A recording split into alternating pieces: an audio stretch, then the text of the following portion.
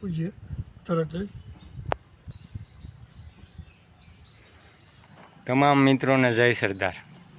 આપણી સમક્ષ અત્યારે હાલ નાના સમંડિયાળા ગામના શ્રી મગનભાઈ ગજેરા ઉપસ્થિત છે.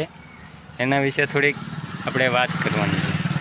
તો દાદા, મારે તમને એક પ્રશ્ન છે કે તાજેતરમાં સરકાર દ્વારા જે રાહત પેકેજની જાણ કરવામાં આવી છે અથવા તો સહાય માટેનું કહેવામાં આવ્યું છે, બરાબર. સરકારશ્રીને ખૂબ ખૂબ અભિનંદન કે છેલ્લા ટાઈમે એમને આંખો ખુલી એમ. હવે આ બાબતે મારે તમને એ કહેવાનું છે કે આ સરકાર દ્વારા જે રાહત પેકેજનું જાણ કરવામાં આવી છે કેવી રીતના છે અને શું છે? એ પેકેજમાં જે જાહેરાત કરી છે માનનીય મુખ્યમંત્રી શ્રી ભૂપેન્દ્રસિંહભાઈના કે પંચ રોજકામ દરેક ગામે કરી લેવાનું, એ બદલ અભિનંદન છે. બરાબર. આ પંચ રોજકામ કરવામાં થોડીક વિસંગતતા બતાવે છે કે પંચ રોજકામ કોણ કરશે, સરકારી અધિકારી, ગામના સરપંચ કે ગામના લોકો, એ સ્પષ્ટતા નથી. બીજી વસ્તુ એ છે કે પંચ રોજકામમાં કરશે તો ગામ સામૂહિક ગામનું કરશે.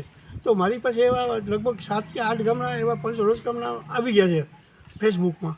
તો એમાં વિસંગતા એવી છે કે એક ગામ હોય, દાખલા કે મારું ગામ છે, એમાં અત્યારે 700 જેવા ખેડૂતો છે, પણ એક ખેડૂતને 2 કે 3 સર્વે નંબરમાં, તો કયા સર્વે નંબર ઓલું કરવું, કયા સર્વેમાં કયો પાક છે, કેટલા વિસ્તારમાં છે, એ પણ બતાવ્યું નથી. ત્રીજી વસ્તુ કે એક સર્વેનો એક ખેડૂતને 2 પાક હોય કે 3 પાક હોય, તો એ પણ કઈ રીતે એમાં બતાવવું એ પણ ખ્યાલ નથી. ત્રીજી વસ્તુ કે પંચ રોજકામ કરશે તો ખેડૂતો બધા એમાં ગામ બરાબર છે, પણ પંચ રોજકામમાં એ વસ્તુ થોડી આવશે કે ખેડૂતોની જમીન કેટલી છે, પછી એમાં કેટલું વાવેતર છે, એને કઈ બેંકમાં ખાતું છે, એના ફોન નંબર શું છે, એ તો પંચ રોજકામમાં આવવાનું નથી. જો આ વસ્તુ ન આવે તો ખેડૂતોને 1 મહિને પણ રાહતનું પેકેજ મળી શકે એવું નથી. હા. હવે એમાં બીજું એક છે દાદા કે જે પંચરોજનું કામ છે, બરાબર, તો એના વિશે શું આપનું કહેવું છે? સારો પ્રશ્ન છે.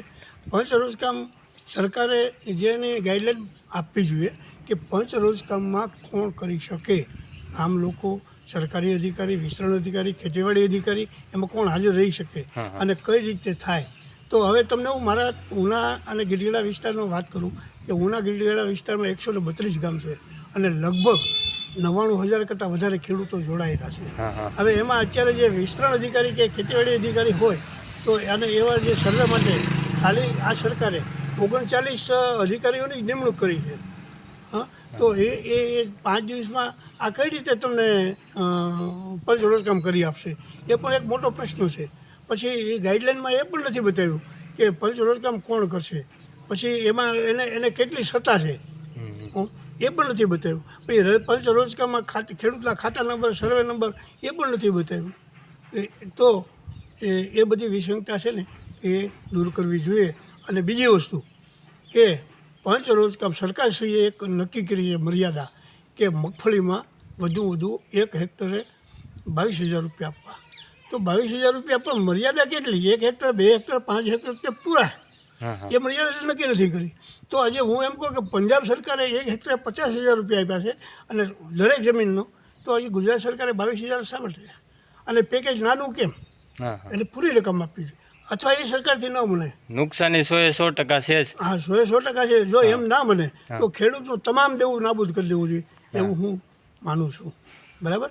તો આ વસ્તુ મારી વાત છે, ગામડે ગામડે પહોંચાડજો, મારા વિડીયોને સબસ્ક્રાઈબ કરજો અને ફોલો કરજો, અને સરકારશ્રીમાં પણ આ વિડીયો પહોંચે અને વિસંગતા એનો સુધારેલો પરિપત્ર બહાર પાડે, નહીંતર ખેડૂતોને 1 મહિને પણ પેમેન્ટ મળવાનું નથી. મગનભાઈ ગજેરા ખાતરી આપે છે. મગનભાઈ ગજેરાના આમ આદમી પાર્ટી, ગીર સોમનાથ જિલ્લો ના. જય હિન્દ, વંદે માતરમ. જય શ્રી રામ.